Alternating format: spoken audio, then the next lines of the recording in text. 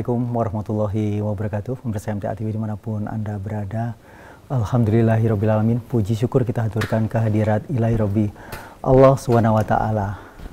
Di hari ini kita bersua lagi di acara yang akan menyajikan bagaimana kisah perjalanan kehidupan manusia menempuh atau menyambut dari ridho Sang Kholik, hidayah dan inayahnya. Ini sesuatu perjalanan yang semua orang pasti mengalami hal ini. Salawat serta salam semoga tercurah kepada junjungan kita Rasulullah Muhammad Sallallahu Alaihi Wasallam beserta para keluarga, para sahabat, dan para pengikut setia yang menegakkan sunnah-sunnahnya. Pemirsa, setiap kali kita menyimak acara ini selalu ada saja pelajaran yang bisa kita ambil hikmahnya di sana. Dari beberapa kisah-kisah yang pernah hadir di acara ini, ada seseorang yang mungkin pada awalnya memang kehidupan di jalanan, kemudian mendengar radio atau tersentuh sesuatu kalimat atau perkataan dari temannya, maka dia pun juga langsung menyambut hidayah Allah itu. Namun kali ini sebuah kisah yang beda, bagaimana seseorang hingga menemukan jalan hidayah ini. Semula ada sesuatu konflik antara anak dan orang tuanya, hingga sampai akhirnya hal ini menjadikan sesuatu yang luar biasa, perihnya tragedi ini. Namun ketika kita menyandarkan kehidupan kita pada Sang Kholik, maka kita insya Allah akan mendapatkan satu happy ending. Kali ini di samping saya ada seseorang yang insya Allah Anda sudah banyak mengenal karena di channel YouTube-nya ada yang namanya Mas SJ.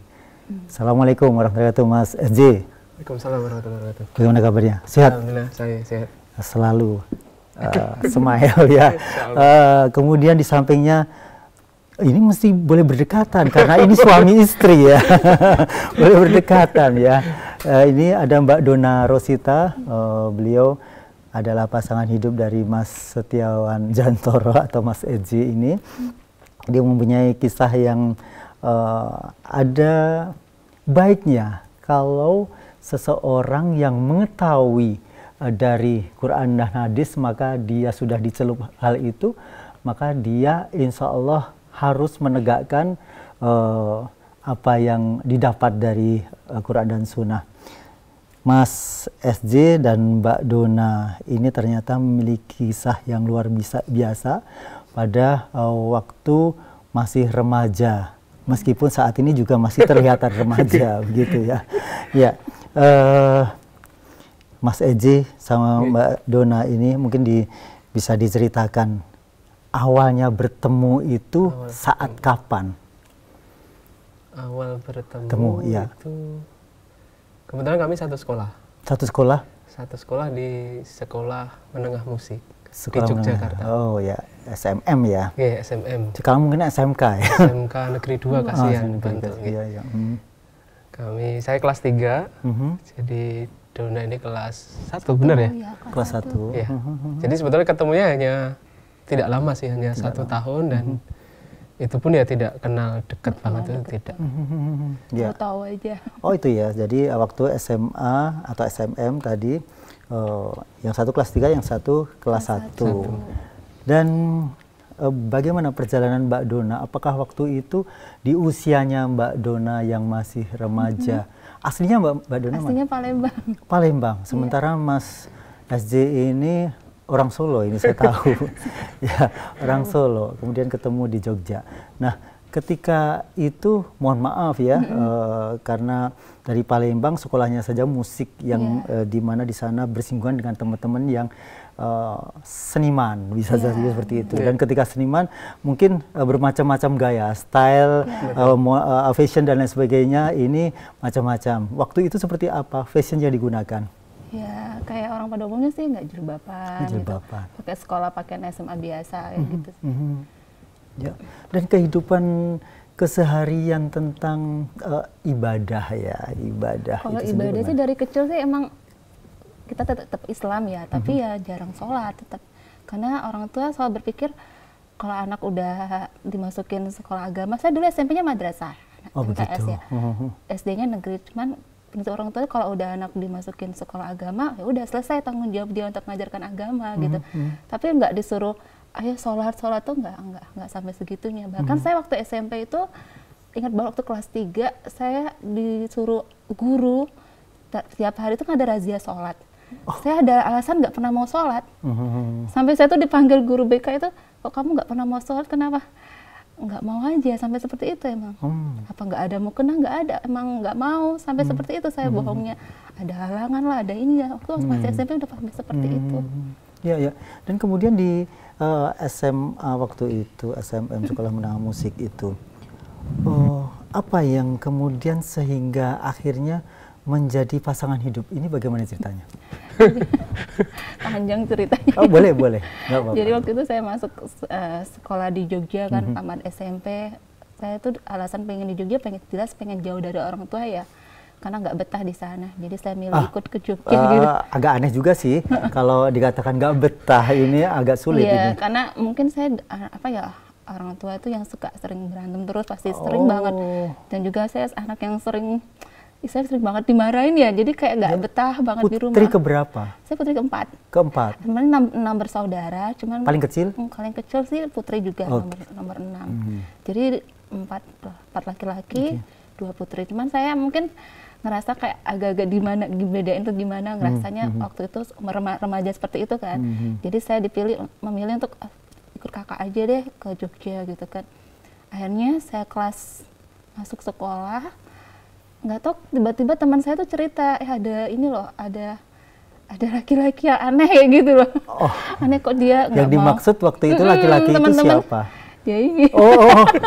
Dia tuh aneh, terus nggak kalau jalan tuh selalu nunduk kayak gitu, sama cewek itu juga nggak pernah mau tahu gitu. Pokoknya aneh gitu kan. Saya jadi penasaran waktu itu kan. Penasaran kok bisa ya ada cowok seperti ini gitu kan. Akhirnya dari situlah saya tertarik. Teman-teman saya tuh untuk mencari perhatian dia ini mau sholat gitu kan. Jadi sholatnya karena ingin mendapatkan perhatian. Iya, saya gitu gara-gara itu. Jadi ini magnetnya apa ini? Jadi saya tuh gara-gara teman saya gitu, saya ikutan kan, penasaran gitu. Akhirnya dia sukanya sholat, setiap zuhur sholat gitu kan. Saya jadi mulai dari situ saya ikut-ikutan gitu. Mulai pengen sholat, cari perhatian kayak itu, pengen sholat. Tapi lama-kelama bukan hanya pengen cari, tapi ada kayak rasa aku pengen seperti itu terus. Oh gitu, begitu, tidak hanya sekedar ingin mendapatkan perhatian, tapi mulai enjoy dengan sholat ya? Itu. Pengen rajin ibadah. Dari situ saya mulai sholat 5 waktu. Dari situ sholat 5 waktu, saya sering sholat. Padahal dia tetap masih cuek-cuek aja, nggak terlalu menganggap gitu kan. Akhirnya itu kelas saya kelas 1, masih kelas 1 sih, saya diajak teman saya, ayo ikut pengajian. Ada pengajian binaan di sekolah itu ada. Jadi teman-teman saya musik, teman-teman saya juga ikut pengajian. Waktu itu Ustadz Bodi sama Ustadz Ishak yang mengampunya di rumahnya, di belakang sekolah kan rumahnya itu kan. Setelah itu saya mulai ngaji, padahal saat itu saya ikut pengajian di kampung juga. Karena saking semangatnya gitu kan, pengen berubah total. Padahal saya itu juga belum pakai jilbab. Belum pakai jilbab juga.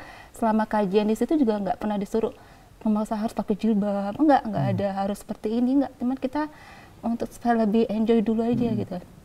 Akhirnya lama-lama saya menikmati, kok enak ya dekat sama Allah. Dari situ saya pengen pakai jilbab. Saya mulai ikut pengajian lagi, pokoknya rajin banget, menikmati banget gitu. Akhirnya setelah saya mulai ikut kajian, udah betah, waktu itu juga pernah diajak ikut kajian ke Solo juga waktu itu. Sampai saya tuh harus bohong sama kakak saya tuh, bohongku pengen ke Solo, pengen bisa ikut gitu. Kakaknya cewek sini? Cowok. Cowok. Kakak saya cowok semua itu. Kan di sini di Jogja juga itu. Dia sholat apa enggak? Jarang. Jarang juga. Jarang gitu. Saya ikut Solo sampai saya bohong soalnya nggak diizinin. Walaupun saya jauh dari orang tua, tapi kakak saya tuh protektif banget gitu, nggak boleh kemana-mana. Sampai saya tuh harus nangis-nangis, merengek-rengek supaya bisa diizinin keluar gitu kan. Akhirnya diizinin lah saya ke sana. Waktu itu ingat banget tuh kajiannya dia semua MTA kayaknya sih waktu itu. Siapa yang ngajak waktu itu? Teman-teman, emang udah rombongan kajian kita itu, ya, gitu ya, kita ya. ke Solo gitu kan. Ya. Saya nggak tahu dulu itu pengajian MTA, saya nggak tahu. Yang saya itu kajian.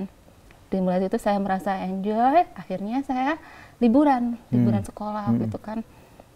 Liburan sekolah, orang tua saya tuh merasa kok aneh ya, ini kok sekolah musik kok jilbaban gitu kan. Tapi dengan berjilbab itu sendiri orang tua apakah menentang atau bagaimana? Pertama itu belum.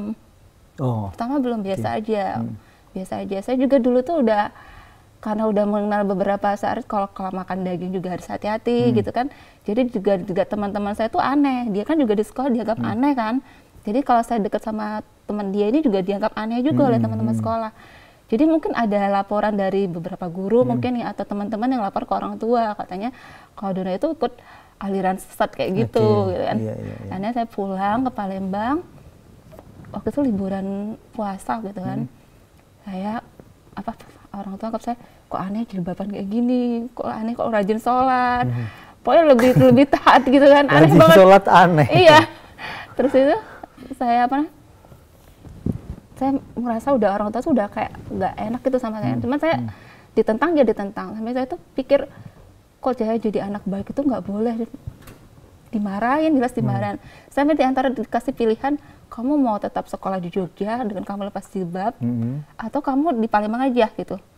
Karena saya nggak betah di Palembang tadi, saya pilih lepas jilbab aja gitu kan.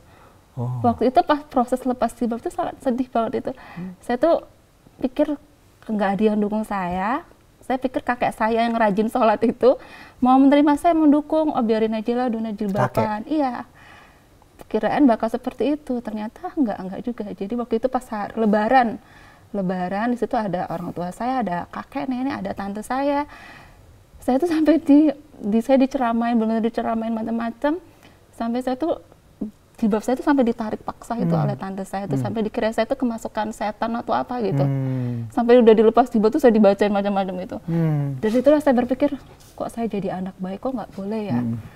Waktu berpikir anak umur 17 tahun pengen berpikiran jadi anak baik nggak boleh, jadi ini nggak boleh. Ya kalau mereka pengen saya jadi ini nggak boleh, ya udah saya jadi anak nakal aja gitu. Setelah itu saya beneran udah nggak pernah sholat lagi, udah nggak puasa lagi, pokoknya bener-bener meninggalkan masjid itu bener. Ya, saking kebingungannya ya. Saking emosinya, saking kecewanya saya kepada orang tua gitu. Kok saya jadi anak baik kok nggak boleh ya? Udah, saya jadi anak nakal aja beneran. Waktu itu saya bener-bener diajak ketemu sama dia, diajak nasihatnya saya udah nggak nerima lagi. Bener-bener nggak mau, bener-bener pokoknya udah nggak mau kenal lagi, udah nggak mau kenal masjid lagi. Saya lepas jilbab ya udah. Jadi nakal anak umur segitu gitu. Prinsip saya sampai seperti itu gitu. Oke. Sebelum dilanjutkan, saya ingin tahu juga ini sesuatu hal yang tidak biasa dilakukan oleh pemuda zaman sekarang yang notabene memiliki kesempatan untuk bergaul lebih bebas begitu. Tapi ketika waktu itu, meskipun itu di sekolah seni, itu berat loh menurut saya ya. Saya soalnya pernah bersekolah di sekolah seni juga. Nah itu berat. Kemudian sementara Mas Toro ini dengan usia yang sedemikian muda itu mampu untuk melakukan hal yang tidak semestinya, dalam tanda petik ya, tidak semestinya pemuda justru di sana melakukan hal-hal yang beda dalam arti positif.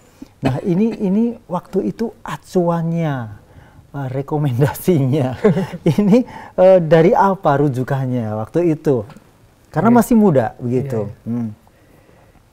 Ya dulu saya memang masuk SMM itu sebelumnya sudah ngaji, Mas. Ya paham. Karena dari SMP memang sudah kenal ya sedikit banyak, sudah kenal kajian ini. Kemudian juga berproses secara rutin begitu ya, kajian di rumah maupun kadang-kadang juga ikut ke Ahad pagi waktu itu. Zaman masih di Kemlayan gitu ya. Ya secara tidak langsung sebetulnya pemahaman terkait dengan akidah syariah itu sudah berproses, ya? tertanam di dalam aktivitas kajian itu. Meskipun belum rutin ya, tapi semakin mau lulus SMP itu semakin rutin saya alhamdulillah. Apakah selalu masuk di ini pondok atau SMA MTA atau SMP MTA waktu itu? Bukan waktu itu. Tidak ya. Apakah keras juga didikan dari orang tua ketika mungkin keras. Kelihatan? Orang tua itu keras. Saya mungkin sedikit mengetahui kekerasannya itu ketika di hal-hal apa? Apa ya? Tapi bagus sih, saya berbahagia dengan saya juga melihat sekarang ini juga sudah sangat bagus, itu perlu dicontoh maksud saya. Yang selalu saya ingat itu saya sering dikasih cabai begitu ya. Untuk nggak tahu kayaknya ketika apa ya? Kalau nggak pulang-pulang gitu ya, waktu kecil begitu ya. Kemudian juga sholat begitu ya, sangat tertib, orang tua itu sangat tertib mengarahkan. Meskipun juga sebetulnya sudah berproses di kesenian, Mas. Jadi saya menari, ada juga pedalangan, karawitan gitu ya. Tapi bimbingan di akhlak itu juga sudah ditanamkan sejak dari dulu tentang kejujuran. Ini sebelum ngaji ya. Kemudian setelah kenal ngaji itu memang benar-benar berubah drastis, Mas. Benar-benar berubah drastis. Jadi kekerasan yang tadi itu kemudian berubah jadi ketegasan dan keteguhan memegang prinsip kehidupan gitu ya. Jadi situlah sebetulnya satu keluarga saya itu seperti membuat semacam apa ya? Habitat gitu. Semacam ya habitat baru, ideologi baru gitu ya. Tetap berkesenian, hanya kemudian membawa spirit kita kenal Allah gitu ya, kita kenal syariat Allah gitu. Dari situ mulai ada pancaran yang berbeda.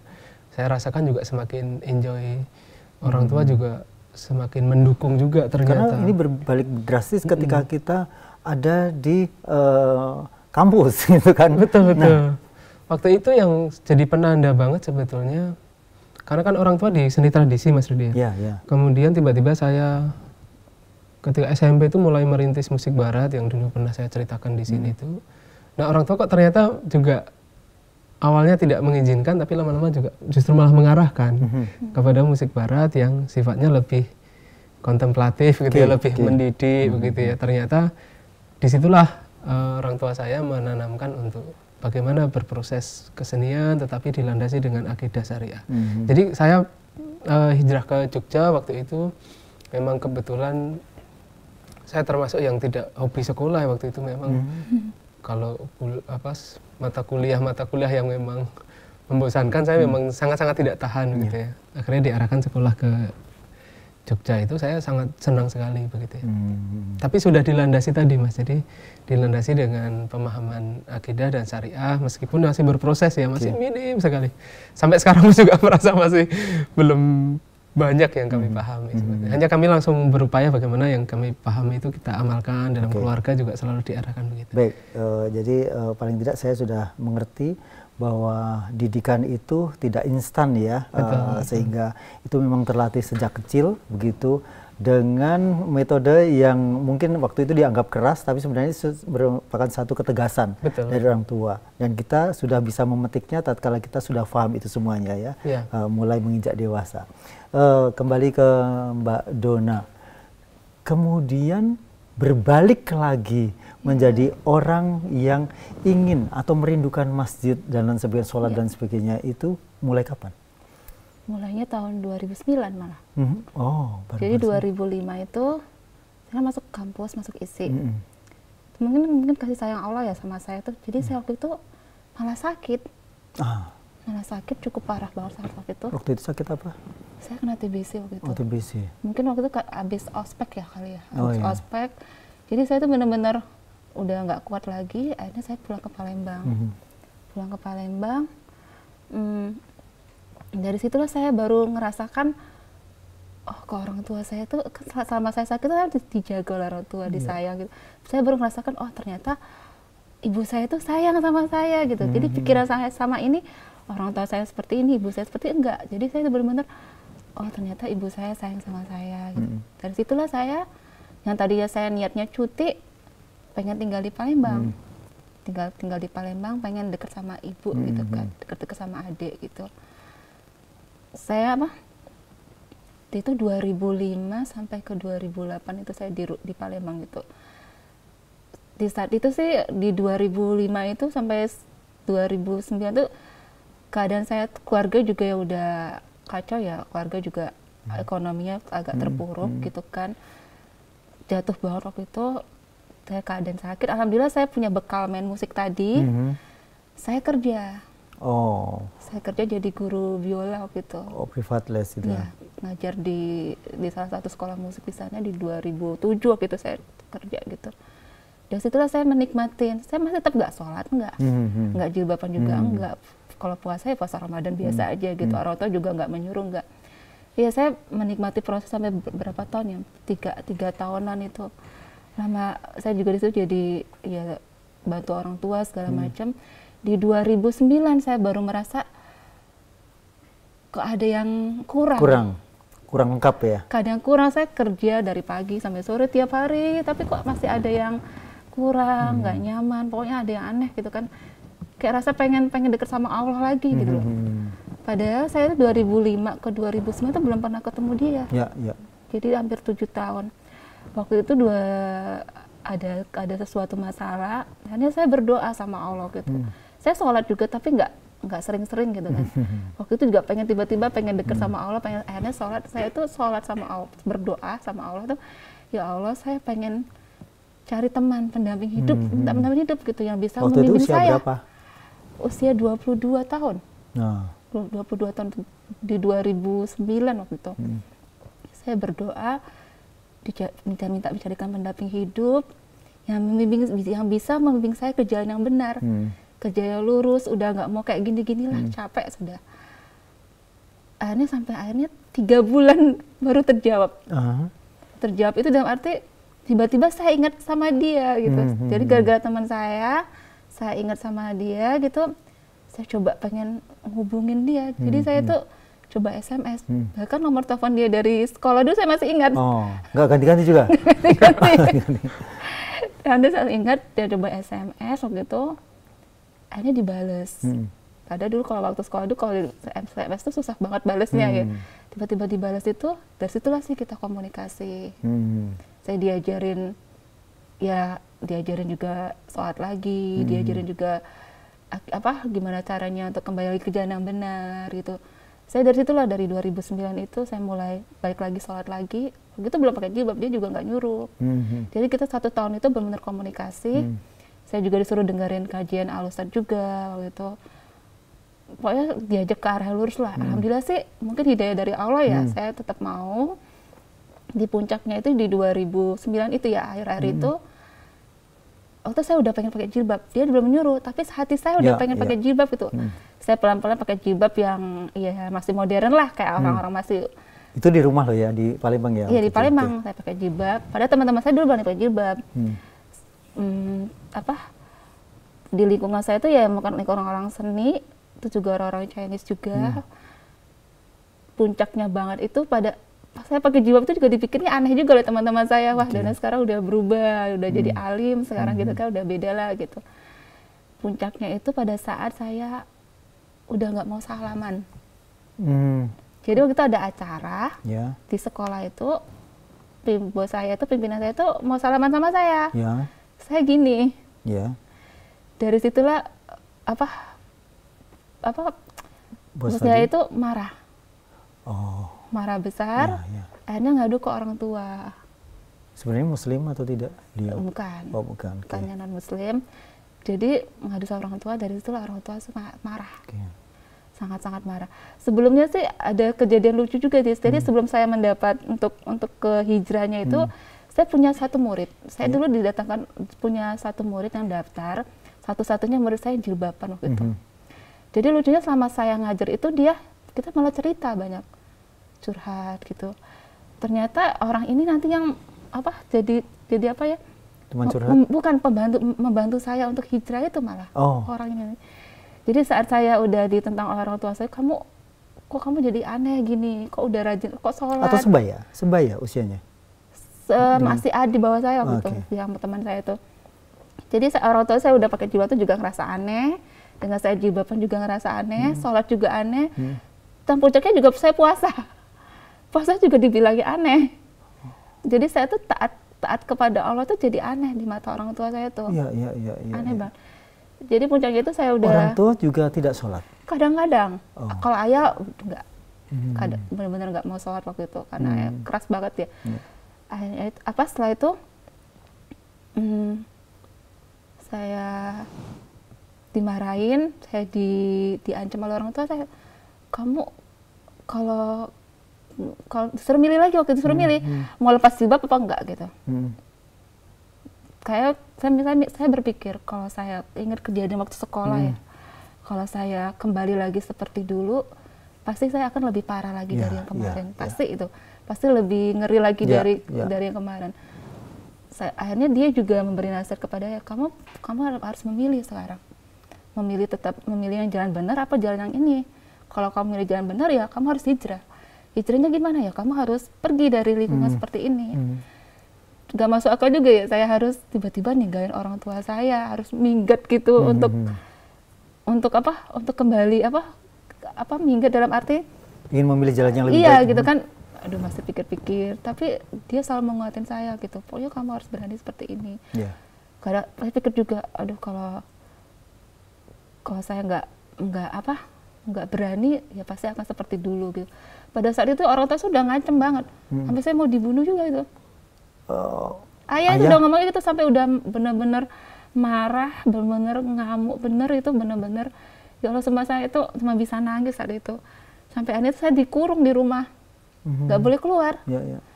Saya tuh udah gimana ya cara saya tuh bisa keluar dari rumah ini supaya benar-benar saya harus mempersiapkan gimana caranya saya harus pergi tanpa keuangan keluarga saya tuh nggak hilang gitu kan. Saya udah mulai dari adik-adik saya suruh kerja gantiin saya gitu. Udah mulai satu-satu gitu. Akhirnya itu orang tua saya udah suruh milih. Saya udah persiapan mau pergi benar gitu, Mas. Udah persiapan bawa baju segala macem. Lihat ayah yang masih tidur situ, aduh nggak mungkin keluar ini, nggak berani. Waktu itu akhirnya saya keluar hanya bawa tas saja. Bawa tas pakaian itu juga keluar dengan alasan kerja waktu itu. Jadi pamit kerja, saya ke tempat teman saya ini, tempat sama murid saya ini malah. Saya bilang, aku kayak gini dimarah orang tua, bisa nggak aku ke tempat kamu? Akhirnya saya tinggal di kos teman saya itu. Oke. Baik Mbak Dona, ini mudah-mudahan cukup ya waktunya ya. Soalnya sepertinya ini sayang banget kalau detil-detil dari penjelasan Mbak Dona ini tidak bisa tersampaikan begitu. Baik pemirsa, mudah-mudahan iklannya tidak lama ya. Kita akan kembali selepas jeda pariwara berikut ini.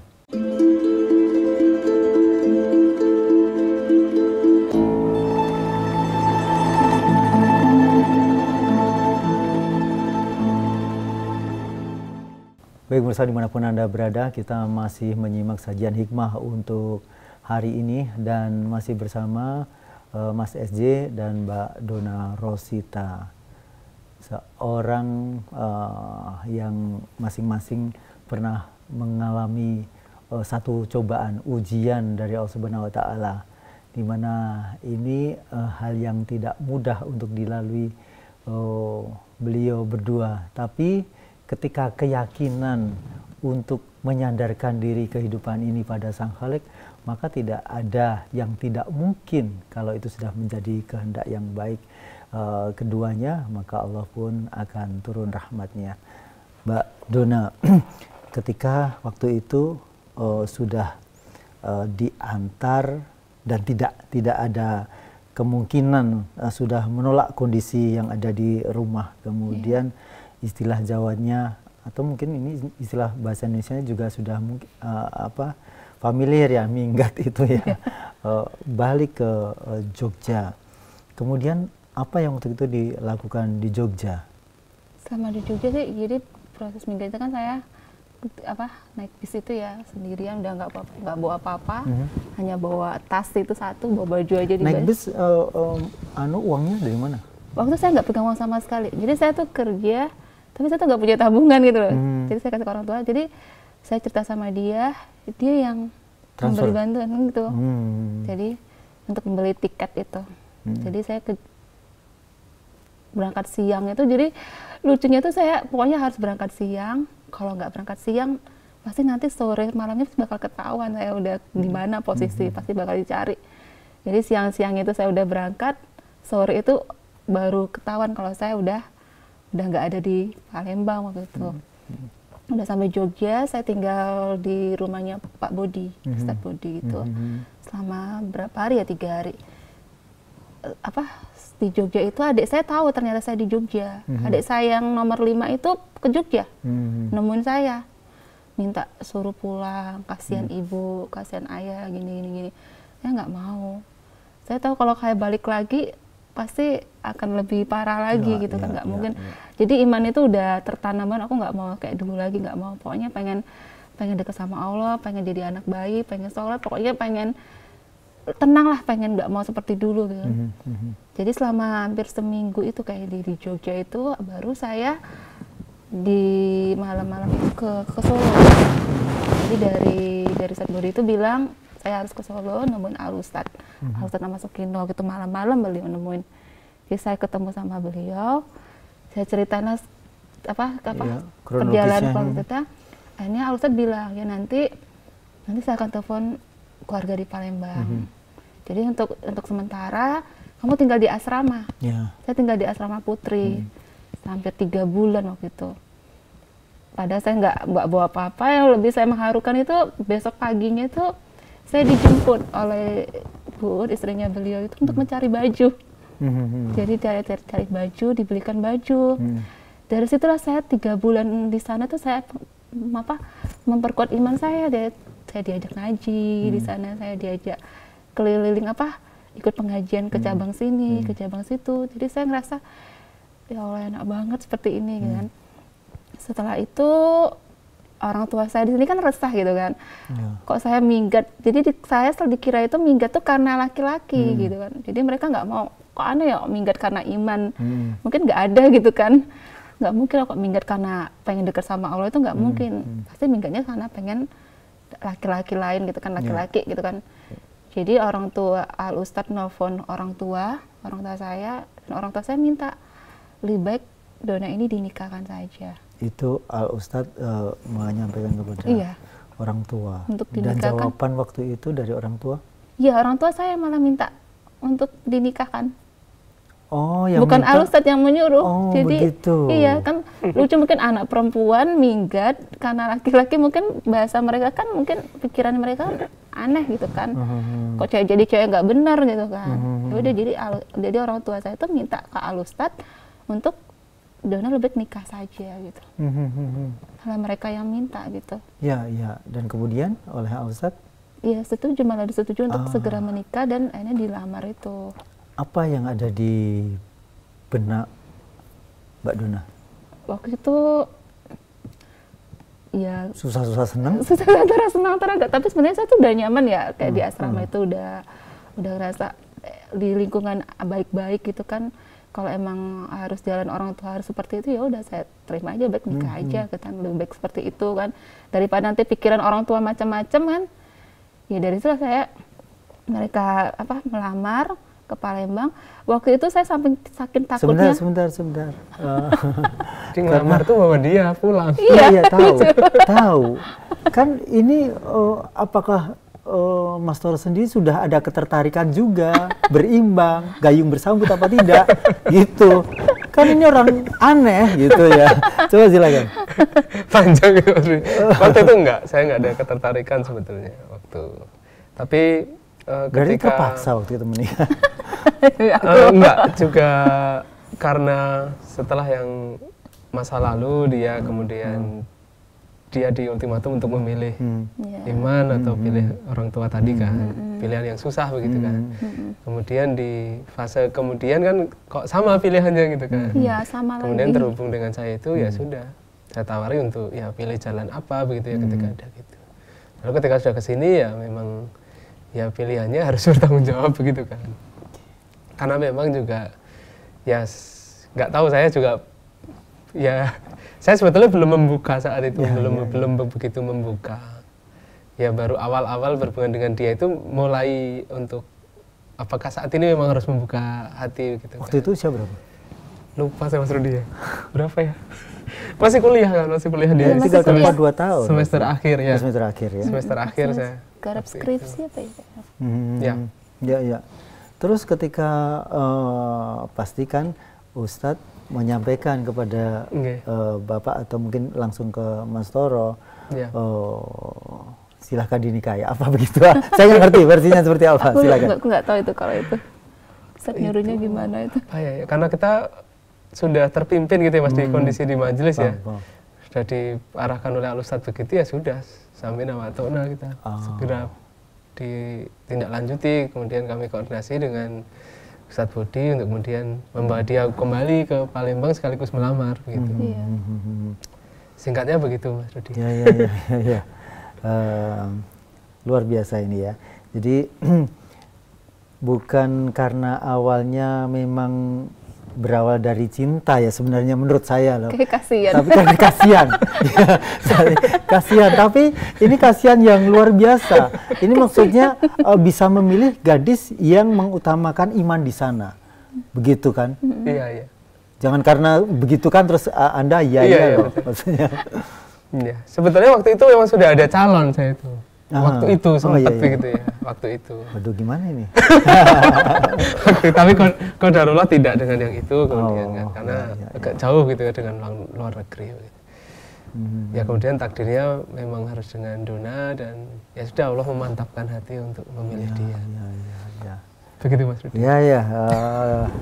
Saya cukup sangat bisa berempati dengan kisah Anda berdua ini. Apalagi seseorang satu lagi ini karena Mas Toro ini kan memilih seorang gadis karena jalan hidupnya di sana memberatkan diri karena pilihannya ke Allah begitu. Ini satu hal yang luar biasa gitu. Tapi dari awalnya saja Mas Toro ini memang sudah ada di track yang benar begitu ya dari awal. Ini semoga menjadikan semakin tawadhu ya karena kadang-kadang orang ketika seperti ini selalu mendung dan lain sebagainya tidak seperti itu lumrah saja begitu, tapi orang-orang yang seperti ini memang jadi orang-orang aneh di saat sekarang begitu ya. Pasti Mbak Dona sangat merasakan sekali begitu.